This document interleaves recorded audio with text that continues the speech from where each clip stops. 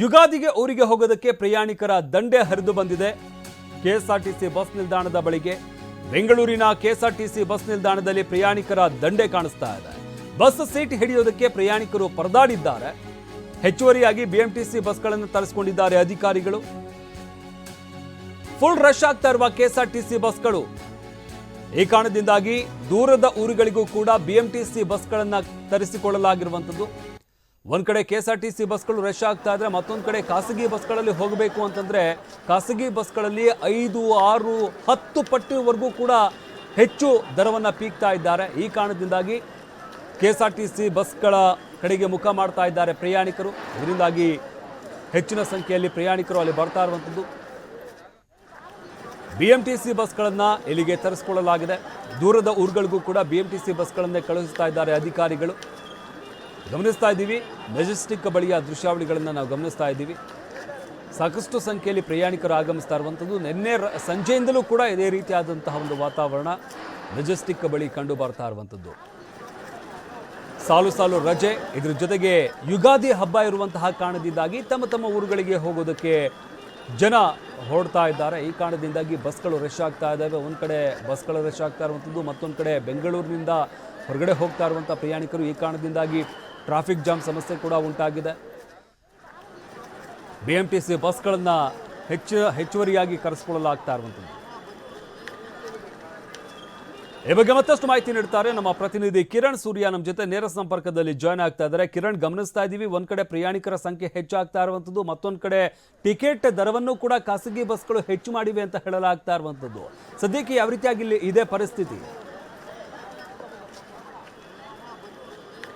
ಹೌದು ಶಮಂತ್, ಖಂಡಿತವಾಗ್ಲೂ ಕೂಡ ಯುಗಾದಿ ಹಬ್ಬದ ಹಿನ್ನೆಲೆಯಲ್ಲಿ ಸಿಲಿಕಾನ್ ಸಿಟಿ ಬೆಂಗಳೂರಿನಿಂದ ತಮ್ಮ ಊರುಗಳತ್ತ ತೆರಳಿಕೆ ಈಗಾಗಲೇ ಕೂಡ ಮೆಜೆಸ್ಟಿಕ್ನಲ್ಲಿರುವಂತಹ ಕೆಂಪೇಗೌಡ ಬಸ್ ನಿಲ್ದಾಣಕ್ಕೆ ಸಾವಿರಾರು ಸಂಖ್ಯೆಯಲ್ಲಿ ಪ್ರಯಾಣಿಕರು ಕೂಡ ಆಗಮಿಸ್ತಿರುವಂಥದ್ದು. ಸದ್ಯ ನಾನೀಗ ಬಸ್ ಸ್ಟ್ಯಾಂಡ್ನ ಒಳಭಾಗದಲ್ಲಿದ್ದೀನಿ. ನಾನು ಕೂಡ ನಿಮಗೆ ದೃಶ್ಯದಲ್ಲಿ ತೋರಿಸ್ತಾ ಇದ್ದೀನಿ. ಯಾವುದೇ ಬಸ್ ಬಂದರೂ ಕೂಡ ಪ್ರತಿ ಬಸ್ಸಿಗೂ ಪ್ರಯಾಣಿಕರು ಮುಂದು ನಾ ಮುಂದು ಅಂತೇಳಿ ಬಸ್ಸನ್ನು ಹತ್ತಿ ಪ್ರಯಾಣವನ್ನು ಮಾಡಲಿಕ್ಕೆ ಮುಂದಾಗ್ತಿದ್ದಾರೆ. ಕೆಎಸ್ಆರ್ಟಿಸಿಯಿಂದ ಯಾವುದೇ ಥರವಾದಂಥ ಸಮಸ್ಯೆ ಆಗಬಾರ್ದು ಅಂತೇಳಿ ಈಗಾಗಲೇ ಕೆಎಸ್ಆರ್ಟಿಸಿ ಬಸ್ಸುಗಳ ಜೊತೆಯಲ್ಲಿ 2000ಕ್ಕೂ ಹೆಚ್ಚುವರಿ ಬಸ್ಸುಗಳನ್ನು ಈಗಾಗಲೇ ನಿಯೋಜನೆಯನ್ನು ಮಾಡಿದರು. ಇದು ಒಂದು ಕಡೆ ಆದರೆ, ಮತ್ತೊಂದು ಕೆಎಸ್ಆರ್ಟಿಸಿ ಬಸ್ಸುಗಳು ಸಾಲದಕ್ಕಾಗಿ ಈಗಾಗಲೇ ಬಿಎಂಟಿಸಿಯಿಂದ ಇವತ್ತು ಒಂದೇ ದಿನ 241 ಬಸ್ಸುಗಳನ್ನು ಈಗಾಗಲೇ ಕೂಡ ಕೆಎಸ್ಆರ್ಟಿಸಿ ಅಧಿಕಾರಿಗಳು ತರಿಸ್ಕೊಂಡಿರುವಂಥದ್ದು.